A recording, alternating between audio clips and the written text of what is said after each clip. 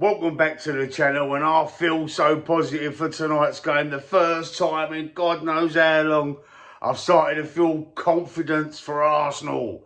I feel confident. That smashing, fantastic, electric performance against Fulham has got me buzzing. And you know what else has got me buzzing? Man City last night dropping points against Everton. Unlucky not to win it, Everton. They really was, but with Michael Oliver as the referee, you know, City's back pocket, in my opinion. Don't get me done for slander, but, you know, there's been a lot said about Michael Oliver and Man City, and I ain't gonna emphasise that, but, you know, I ain't surprised they managed to get back their equaliser over the injury time. It was over. But, you know, they talk about subs and the extra time for rolling on subs, whatever. Anyway, Man City still dropped 2 points, and it's got me buzzing. It's got me buzzing for the title race, and it's got me buzzing. It must have filtered through to them players and the manager for, you know, to make them smile tonight. Filling with, you know, hope there that we can still do a double. We can still do a double. Would it happen? I'm not so sure, but I'm happy for a change. I'm going into this game tonight against Atletico Madrid with a bit more positivity. And every game, most games, you know, since the turn of the year, I've been going into the games and thinking, oh, I can't watch Arsenal. That first half performance against Fulham, we need to start the game like that. It is imperative that Arsenal get the first goal. That will open up Atletico Madrid. They'll have to have a go at us and play right into our hands. This is what I'm hoping for. Start the game fast. Start it like we did against Fulham. We can do it. It was proven. People were saying it was only Fulham. I don't care. It was only Fulham. I don't care. We started games against Wolves and Sunderland and been shit. We started so positive. So positive against Fulham, and we wasn't looking back. We were 3-0 up at half-time.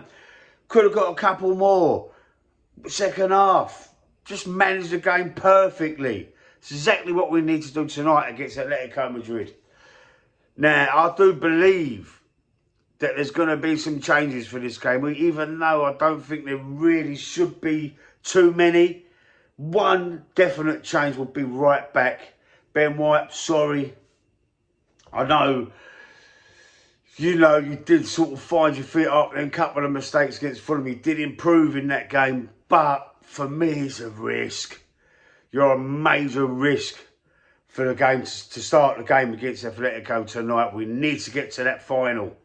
Absolutely need to. If we get to the final, it's just going to be, we're just going to be all buzzing for West Ham at the weekend, and you know, West Ham are banging trouble, and all we need to do is beat West Ham, beat Burnley and beat Palace. It's in our hands and we win the league. Oh, I can't believe it. The turnaround in emotions, the turnaround in fortunes, just on one game of football. Everton done us a major favour last night, and it has changed my mood completely. I don't feel as negative as what I have done before the game, before the Fulham game. I'm starting to buzz again. I'm starting to feel it. I'm starting to get excited about it. And it's what we've wanted. It's what Arsenal have wanted for so long. To be involved in title races. And to be involved in winning the Champions League. The promises Gazidis give us when we left Highbury and Wenger was we're going to be competing with Bayern Munich and the Real Madrids of this world, and we're doing it now. We're doing it, and it's all, I feel like this now, all switched on 2 games of football.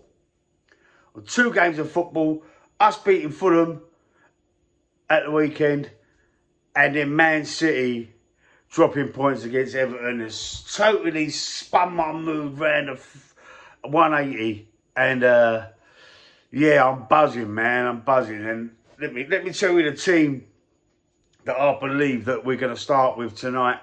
There's going to be, I think Arteta will make a couple more changes, but I'm more inclined to keep the same team and just probably change one or two players.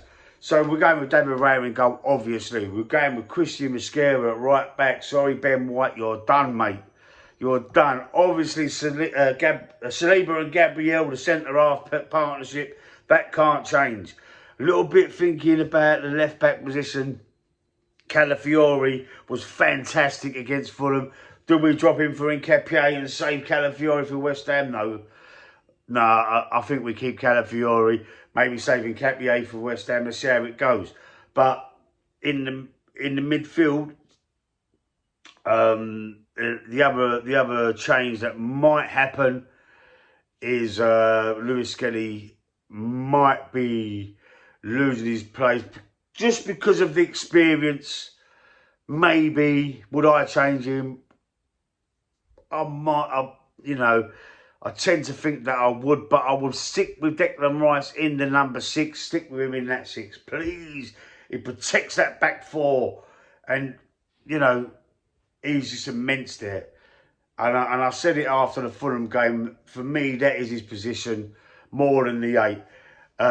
Also in midfield, I think Zubimendi's going to be brought back in, and I think I would, just for the experience.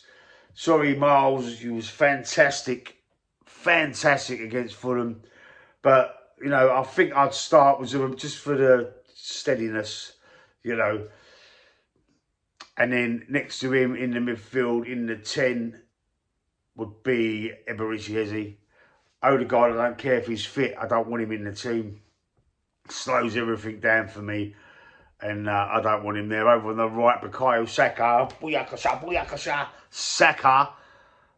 Brilliant first half against Fulham. Was taken off at half-time.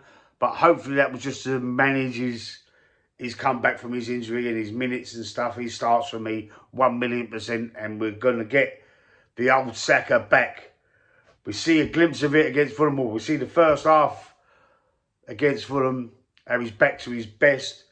And hopefully he took off just to keep him fresh for this game tonight. Over on the left-hand side, there's still, Trossard was played his best game of the year for me against Fulham. Does he keep his place? You know what? I think he's going to keep his place. And for me, he keeps his place. And up front, it's got to be Victor Gyökeres. Jesus come on as a substitute. I know he's more experienced, probably in Europe than Gyökeres. Havertz is injured. I wouldn't pick him anyway. I don't think for this game. But he was offside 4 or 5 times in that game. It must be match practice or match fitness or whatever they call it. But yeah. But for me, it's Gyökeres, and let's feed him. Let's feed Gyökeres. Let's play to his strengths and get to that final. Let me know what you think in the comment section. Stick a like on the video, and I'll see you soon. Positive for a change. I can't believe it.